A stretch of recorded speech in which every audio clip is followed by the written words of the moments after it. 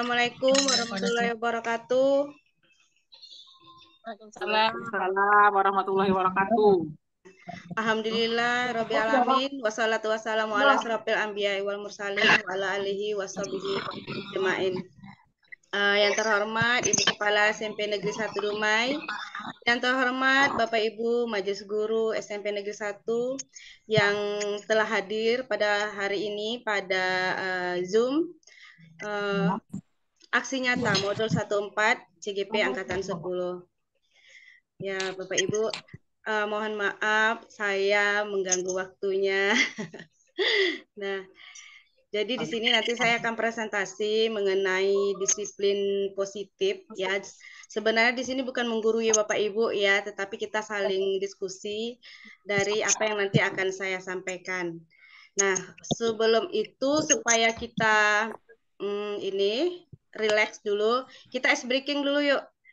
Ya, ice breaking-nya mengenai pantun lah.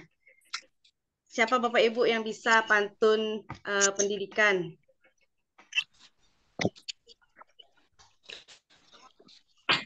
Ada yang bisa berpantun? Atau mulai dari saya dulu? Iya, boleh. Nanti disambung ya pantunnya. Oke. Sip. Oke, Oke. ya. Guru pergi naik sepeda baru. Sepeda baru tidak berantai. Dengarkanlah nasihat guru agar jadi yang pandai. Ayo, siapa Bapak Ibu yang mau menyambung? Cantik bahasa gadis desa. Jinak merpati perilakunya. Guru berjasa mendidik bangsa. Hormati, taati, muliakan dirinya. Iya, Ibu Miss Fanti. Ya, ada lagi ibu-ibu yang mau menyambung pantun. Guru pergi naik sepeda baru. Sepeda baru tidak berantai. Dengarkanlah nasihat guru agar jadi anak berguna. Iya. Ada lagi yang mau menyambung pantunnya? Uniknya beda Ngah akan ketawa dia. Guru harus pandai mengajar supaya jadi suri teladan. Iya, Bu Eka. Ada lagi yang mau menyambung pantun? Udah sana. Umat, udah sana. Oke, nggak ada lagi ya. Ya, terima kasih Bapak Ibu yang sudah berpantun. Baik, saya share screen aja ya karena waktu terus berjalan.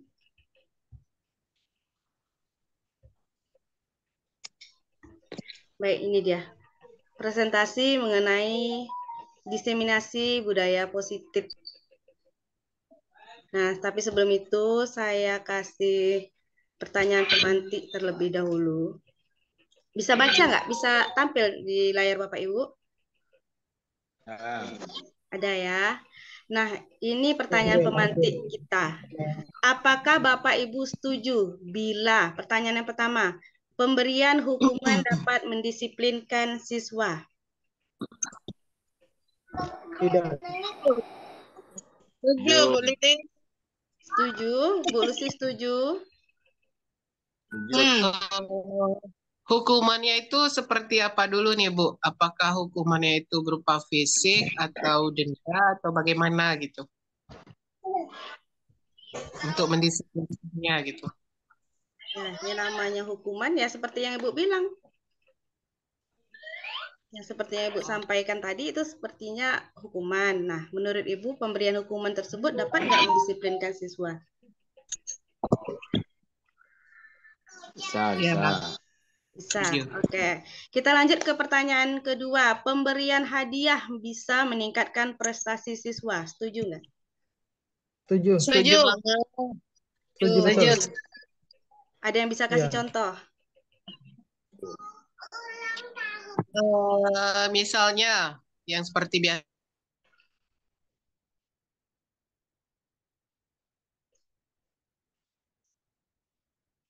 Ngadet ya, macet. Mempunyai apa nih?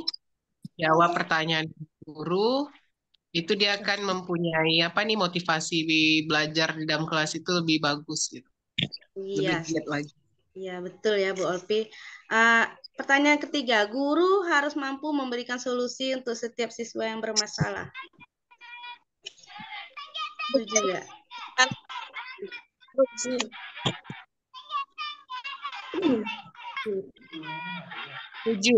Setuju ya. Setuju. Yang Ya, terakhir, karena kita guru. adalah panutan Ya, siswa. ada yang bisa kasih ini pendapatnya? Mari kita bikin topeng tege-tege, teman-teman. Para siapa itu? Oke, pertanyaan keempat, guru berperan sebagai teman bagi siswa. Iya betul, boleh. Cuma ada batasannya. Iya. Iya, setuju ya. Setuju. Lanjut, slide berikutnya. Budaya positif. Budaya positif merupakan perwujudan dari nilai-nilai atau keyakinan universal yang diterapkan di sekolah. Nah, selama ini sekolah kita sudah melaksanakan budaya positif ya. Seperti pertama kali datang ke sekolah saja, itu guru-guru sudah menyambut di depan pintu. Ya, anak datang, salam, budaya kita 5S kan, sapa, senyum, salam, sopan santun. Nah, itu merupakan budaya positif. Kemudian budaya positif yang lainnya, ada ibu-ibu yang bisa memberi contoh?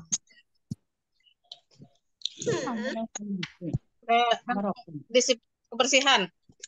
Ya, budaya positif yaitu membersihkan kelas ya pada saat masuk dan jam pulang. Kemudian budaya positif kita lainnya seperti pelaksanaan rohis ya, mengaji sebelum belajar dan lainnya. Iya, berdoa sebelum dan sudah belajar. Itu adalah merupakan budaya positif. Topik yang akan kita bahas pertama adalah mengenai disiplin positif. Kita lanjut aja. Disiplin positif dan nilai-nilai kebajikan. Nah, pertanyaan pemantiknya, ketika mendengar kata disiplin, apa yang terbayang di benak Anda?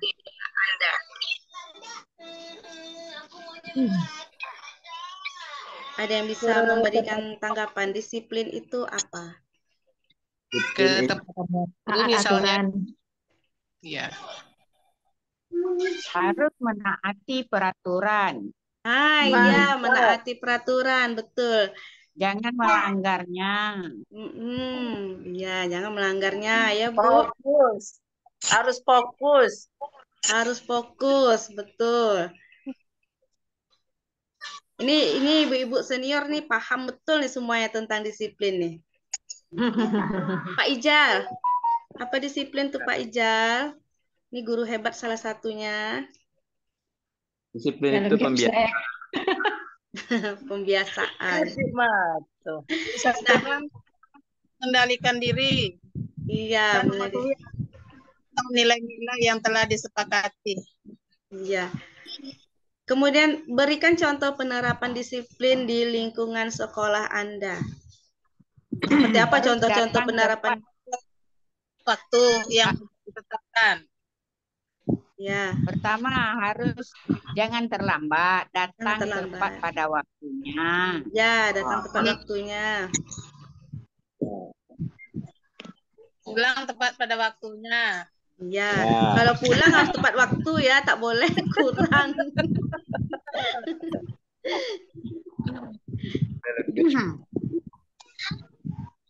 Menggunakan seragam yang benar. Iya, menggunakan seragam yang benar. Salah aja, anak gunakan seragam, kita apakan? Hukum. Teguran. Iya. Kita berikan peringatan dulu. Ya, kita tegur dulu, beri peringatan ringan dulu. Kalau salahnya berat, baru berat pula hukumannya. Betul. Yang paling bagus tuh. Lanjut slide berikutnya. Nah, makna kata disiplin positif adalah suatu pendekatan untuk menerapkan disiplin dari dalam diri anak tanpa adanya bentuk hukuman atau hadiah. Dengan cara ini, pendekatan yang dilakukan tidak menggunakan kekerasan dan lebih berfokus pada memotivasi, merefleksi kesalahan, menghargai, membangun logika, dan bersifat jangka panjang. Pendekatan ini bertujuan untuk mengajarkan anak menjadi bertanggung jawab serta menghormati anggota dari komunitas mereka sebagai bentuk disiplin. Nah, bentuk disiplinnya seperti apa? Tadi Bapak Ibu sudah sebutkan ya. Hadir tepat waktu, menggunakan seragam sekolah, dan sebagainya. Sedangkan nilai-nilai kebajikan adalah prinsip etika yang berlaku secara universal dan dianut oleh banyak orang di seluruh dunia. Contoh nilai kebajikan seperti keadilan, tanggung jawab, kejujuran, bersyukur, dan kasih sayang. Nah, kalau misalnya kita hubungkan dengan profil pelajar Pancasila, apakah 6 dimensi pada profil pelajar Pancasila itu termasuk ke dalam nilai-nilai kebajikan menurut Bapak Ibu? Masuk, itu masuk. Masuk ya, termasuk ya. Coba kita sebutkan saja apa itu 6 dimensi pada profil pelajar Pancasila. Yang pertama, Berakhlak mulia, beriman dan bertakwa kepada Tuhan Yang Maha Esa dan berakhlak mulia. Kemudian bernalar kritis, ya, gotong royong, mandiri, berkebinekaan global, kreativitas dan kreatif. Oke, ya. Nah, itu juga merupakan nilai-nilai kebajikan.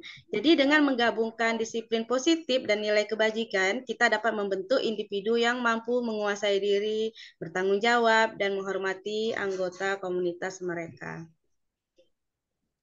cantik foto Wanti. Nah, 3 motivasi perilaku manusia ya. Pada umumnya 3 motivasi perilaku manusia itu untuk menghindari ketidaknyamanan atau hukuman. Contohnya misalnya anak piket karena takut dihukum, maka dia bekerja. Ada juga yang untuk mendapatkan penghargaan atau imbalan dari orang lain. Seperti anak mengikuti lomba, tentu mereka untuk mendapatkan penghargaan. Dan untuk menjadi orang yang mereka inginkan dan menghargai diri sendiri dan nilai-nilai yang mereka inginkan. Seperti anak yang membersihkan kelas itu bukan karena dia takut hukuman atau dapat penghargaan, tetapi karena dirinya sendiri yang memang menyukai kebersihan, muncul dari dirinya sendiri untuk melaksanakan tugas dan tanggung jawabnya. Kemudian kebutuhan dasar manusia. Nah, di sini kebutuhan dasar manusia itu ada 5. Yang pertama adalah bertahan hidup, kedua kasih sayang dan rasa diterima, ketiga penguasaan, keempat kebebasan, 5 kesenangan. Nah, contoh dari kebertahan hidup ini ada yang bisa menyebutkan? Bapak Ibu ada yang bisa menyebutkan kebutuhan dasar manusia yang pertama itu adalah bertahan hidup. Itu contohnya seperti apa? Makan. Ya, makan ya. Betul, makan. Ada lagi. Ya. Bernapas. Kalau makan Nah, itu memang udah kebutuhan dasar manusia yang paling utama. Kemudian kasih sayang dan rasa diterima. Yang ketiga ini penguasaan. Penguasaan ini contohnya kira-kira seperti apa?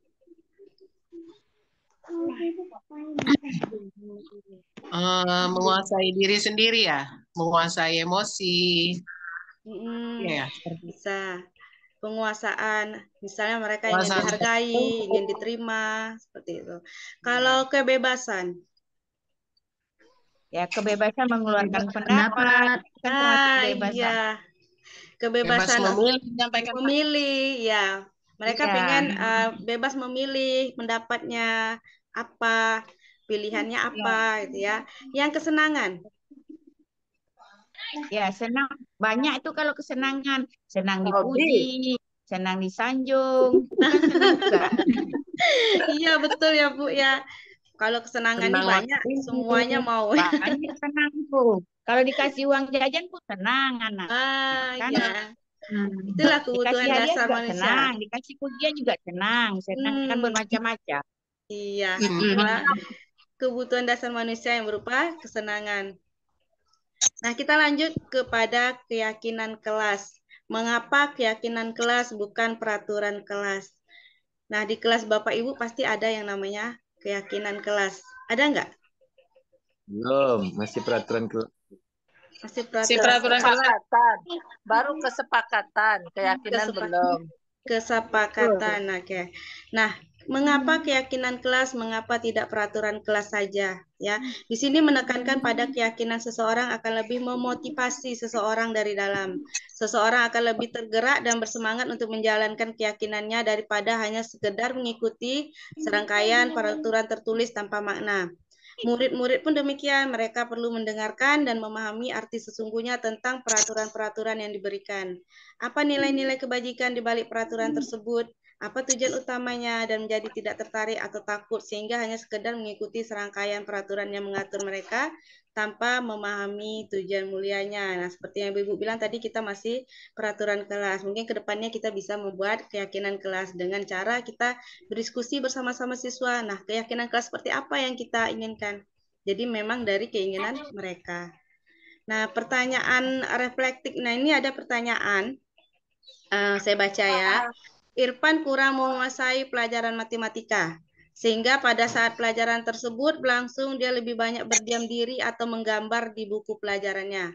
Pada saat guru matematikanya, Pak Ijal, menanyakan pertanyaan, Irfan menjadi gugup dan tak sengaja menjatuhkan tasnya dari kursi, serta tiba-tiba menjadi gagap pada saat berupaya menjawab. Seluruh kelas pun tertawa melihat perilaku Irfan yang berbicara tergagap dan terkejut tersebut. Pak Ijal pada saat itu membiarkan teman-teman Irfan menertawakan Irfan yang tergagap dan malu luar biasa. Dan malahan Irfan untuk maju ke depan dan berdiri di depan kelas sambil menunjuk hidungnya karena tidak bisa menjawab pertanyaan Pak Ijal. Kelas makin gaduh, anak-anak pun tertawa melihat Irfan di depan kelas memegang ujung hidungnya. Nah, ini pertanyaannya, apakah Anda setuju dengan tindakan Bapak Guru Matematika yang tadi ini terhadap Irfan? Tidak. Mengapa? Ya, tidak. Karena itu semakin membuat siswa tersebut merasa terhakimi, down sendiri gitu. Tidak percaya diri. Ya, menambahin tidak. Nah, menurut Anda tindakan Bapak tadi terhadap Irfan adalah sebuah hukuman atau konsekuensi? Mengapa?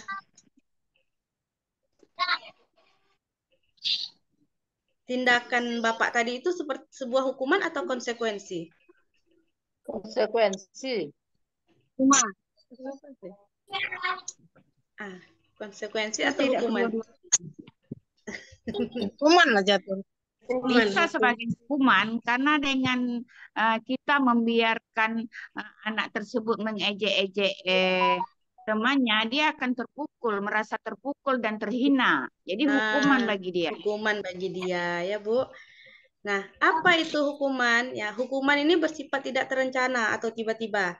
Anak atau murid tidak tahu apa yang akan terjadi dan tidak dilibatkan. Hukuman bersifat satu arah dari pihak guru yang memberikan dan murid hanya menerima suatu hukuman tanpa melalui suatu kesepakatan atau pengarahan dari pihak guru, baik sebelum atau sesudahnya. Hukuman yang diberikan bisa berupa fisik maupun psikis. Murid atau anak disakiti oleh suatu perbuatan atau kata-kata. Nah, itu hukuman ya Bu ya. Tiba-tiba saja anak marah gitu ya, menyakiti fisiknya, psikisnya. Nah, sedangkan konsekuensi sudah terencana, sudah disepakati, sudah dibahas dan disetujui oleh murid dan guru. Umumnya bentuk konsekuensi dibuat oleh pihak guru dan murid sudah mengetahui sebelumnya. Konsekuensi yang akan diterima bila ada pelanggaran. Pada konsekuensi, murid tetap dibuat tidak nyaman untuk jangka waktu pendek. Konsekuensi biasanya diberikan berdasarkan suatu data yang umumnya dapat diukur. Misalnya, setelah 3 kali tugasnya tidak diselesaikan pada batas waktu yang diberikan, atau murid melakukan kegiatan di luar kegiatan pembelajaran. Misalnya mengobrol, maka murid tersebut akan kehilangan waktu bermain dan harus menyelesaikan tugas karena ketertinggalannya. Peraturan dan konsekuensi yang mengikuti ini sudah diketahui sebelumnya oleh murid. Sikap guru di sini senantiasa memonitor murid. Nah, kalau konsekuensi ini sudah disepakati, jika melanggar peraturan, maka apa konsekuensinya? Perbedaannya dengan hukuman tadi ya. Nah, ini kita coba isi lagi. Mari berlatih. Ada 4 pertanyaan. Dari 4 ini, apakah ini hukuman atau konsekuensi? Yang pertama, lari mengelilingi lapangan basket 2 kali. Ini merupakan hukuman atau konsekuensi? Hukuman. hukuman. Yang kedua, membersihkan coretan yang dibuatnya di meja. Membersihkan coretan yang dibuatnya di meja. Ini hukuman atau konsekuensi? Konsekuensi. Nah, yang ketiga, murid diminta untuk push up 15 kali karena terlambat. Hukuman. Yang keempat, menggantikan kertas tugas temannya yang sudah dicoret-coret. Konsekuensi. Ya, kita lihat jawabannya. Nah, betul ya. Yang lari mengelilingi lapangan basket 2 kali ini termasuk hukuman. Membersihkan coretan, berarti dia sudah buat, kemudian dibersihkannya kembali, berarti itu adalah konsekuensi. Murid diminta untuk push up 15 kali karena terlambat, merupakan hukuman. Menggantikan kertas tugas temasnya yang sudah dicoret-coret merupakan konsekuensi. Nah, Ibu. Sekarang ada satu lagi tambahannya. Ada pertanyaan tuh dari Pak Ijal. Iya Pak Ijal, boleh. Kalau anak kira-kira ya. Penjelasannya.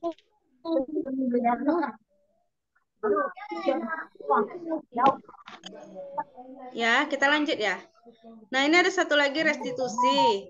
Kalau restitusi adalah proses menciptakan kondisi bagi murid untuk memperbaiki kesalahan mereka, sehingga mereka bisa kembali pada kelompok mereka dengan karakter yang lebih kuat.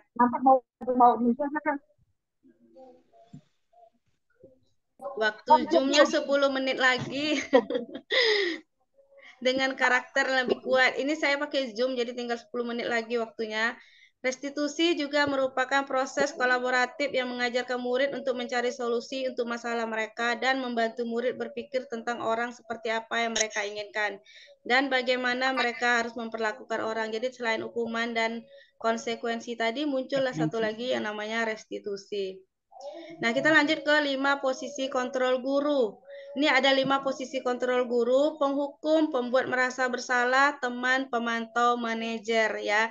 Jadi kita lihat video tayangannya. Kita kira-kira masuk di yang mana? Apakah penghukum, apakah pembuat merasa bersalah, teman, pemantau, atau manajer?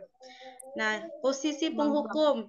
Guru yang di posisi penghukum ini biasanya nada suaranya tinggi, bahasa tubuhnya mata melotot, jari menunjuk-nunjuk, menghardik ya. Dampak pada muridnya yaitu kemungkinan murid marah dan mendendam atau bersifat agresif.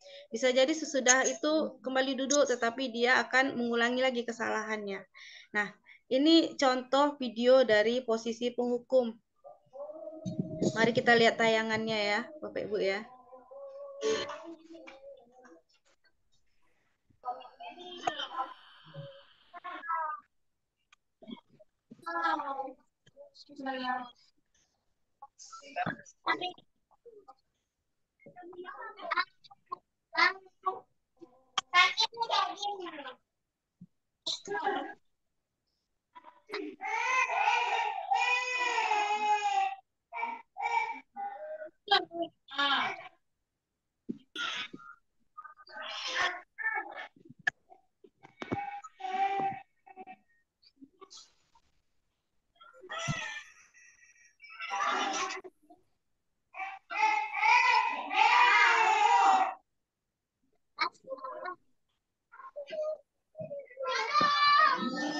Tukar.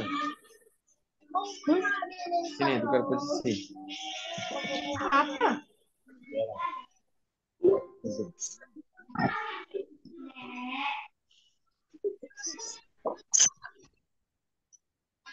Kok aja. Aneh ini. Dapat. Menengok video. Apa video ini?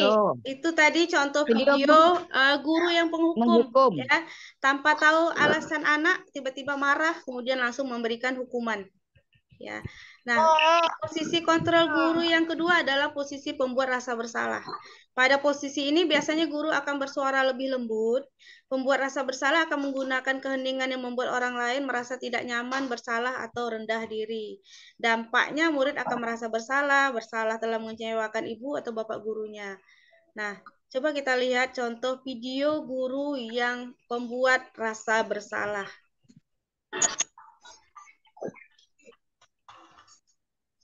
Dan makan belum? Aktornya masih yang tadi, tapi aktingnya beda. Makan dulu. Belum makan dong. Itu kalau dahulu bisa macam itu, kalau sekarang mati ya, Wak. Ada pecah tadi. Sekarang nak buat gitu. Awak dipijak imam. Ibu. Oji.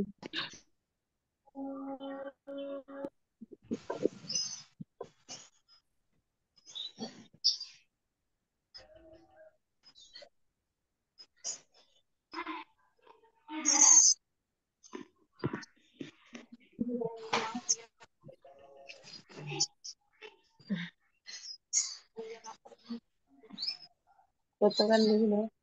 Potongan dulu, Mak.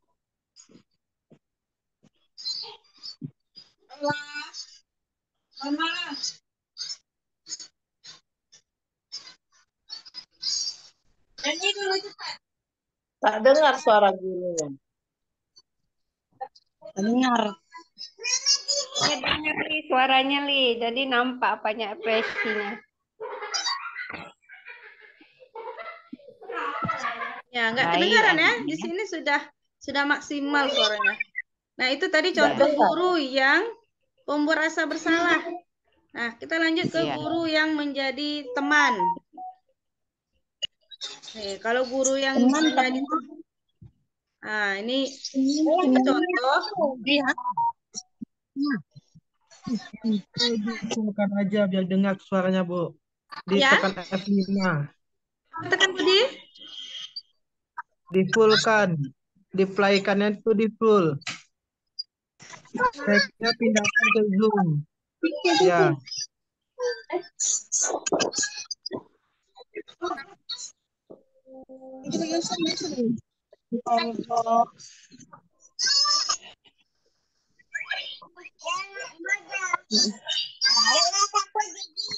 Awak jatuh. Ini lagi, Bos. Senyum-senyum aja muridnya. Guru senyum, murid senyum. Itu speknya pindahkan dulu, Bu. Awak nak pensiun besok, awak nak buat contoh inilah.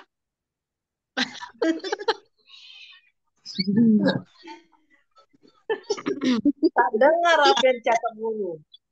Yang penting Senyum. Yang penting dia senyum. Kalau senyum dia bahagia berarti. Jadi guru bahagia, siswa bahagia Yang jelas juga. ada menangisnya, Bu.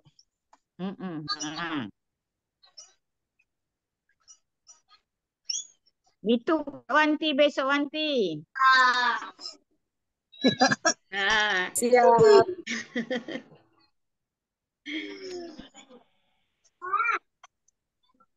Ya. Itu contoh guru dalam posisi teman. Jadi dia seperti berteman dengan gurunya. Makanya anak kelihatan bahagia ya, senyum-senyum kata Bu Las tadi. Senyum-senyum aja.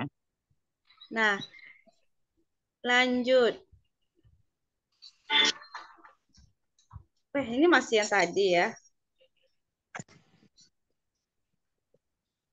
Ini guru dalam posisi manajer. Manajer.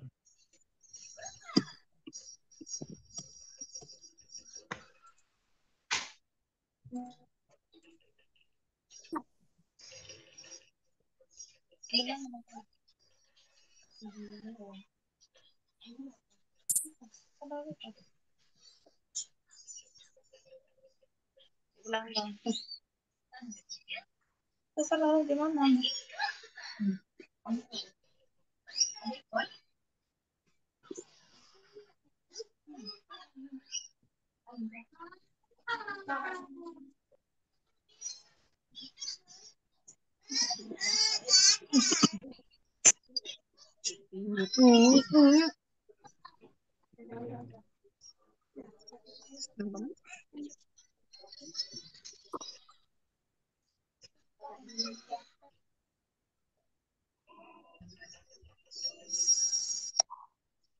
Klik ikon speaker di bawah, Bu.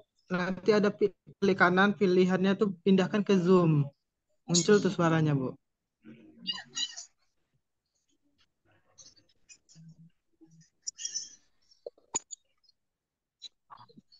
Lili, kami bisu pun paham kami, Li. Lanjut aja, Bu. Yang penting Ibu dapat nilai, Bu. Tak apa-apa, Bu. Kami bisu pun sama kami paham kami cakap. Yang jelas kan manajer. Manajernya kan guru kan. Bawahannya siswa. Iya. Oh, enggak lagi.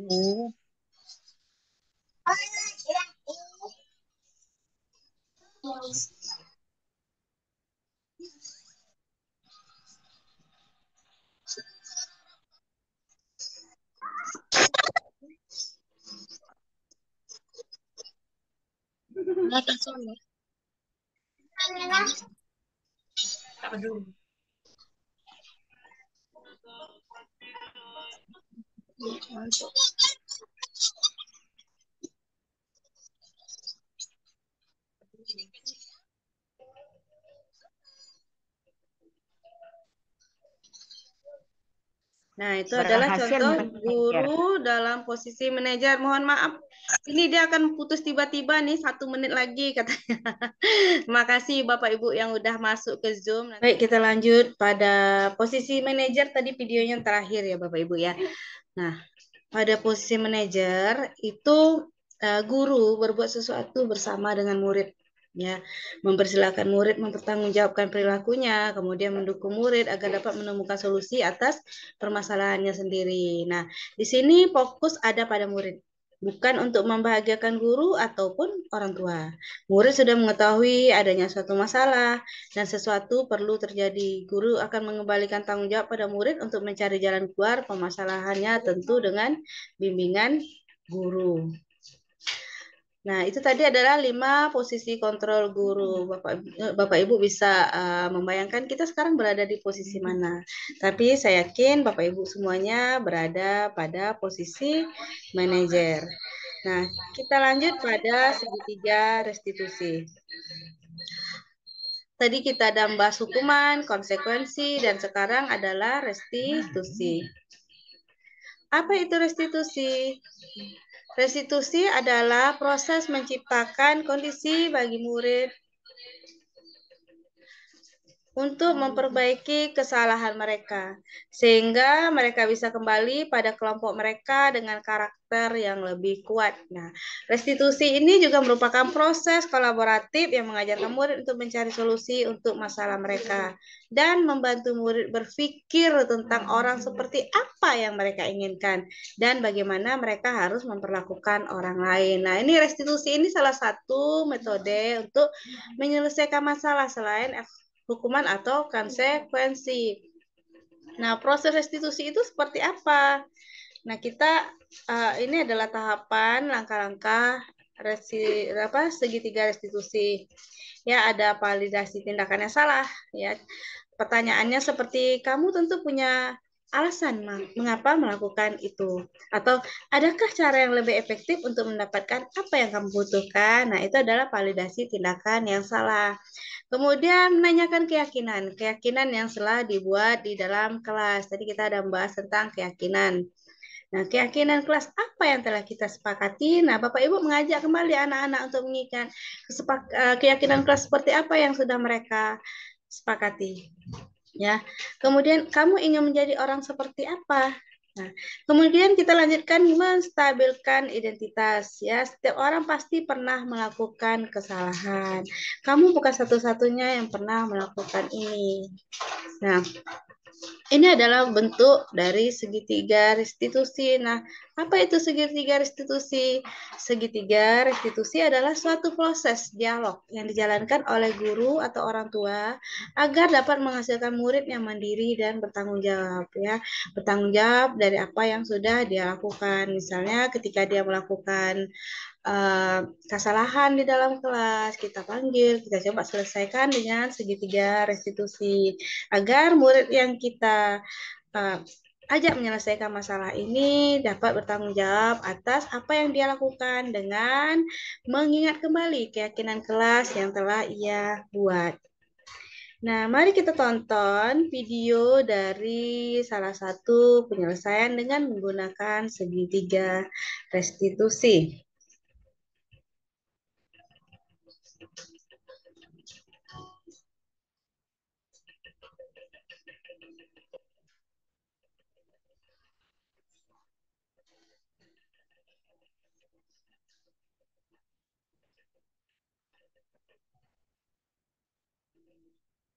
Nah, ini contoh dari menstabilkan identitas.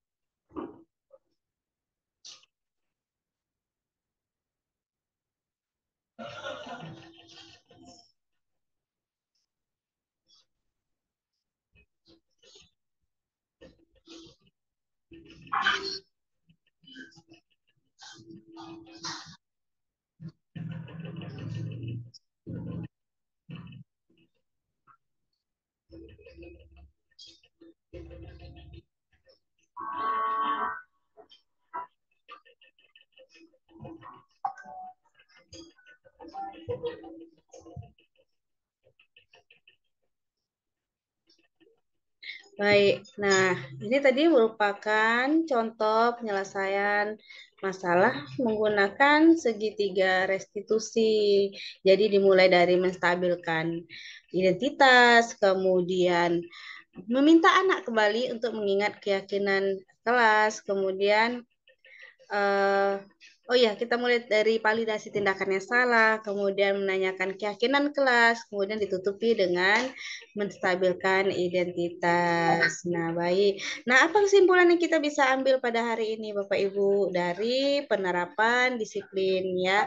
Dari penerapan ini kita bisa ambil kesimpulan bahwa hendaknya guru memiliki standar kepribadian profesional dan sosial yang baik di mana guru mampu merefleksi dirinya dalam posisi kontrol saat ini. Bagaimana perjalanan dirinya sebagai among yang menuntut murid-muridnya menjadi insan mandiri, merdeka, dan bertanggung jawab. Sekian presentasi dari saya. Wassalamualaikum warahmatullahi wabarakatuh. Saya tutup videonya. Terima kasih untuk Bapak Ibu semuanya.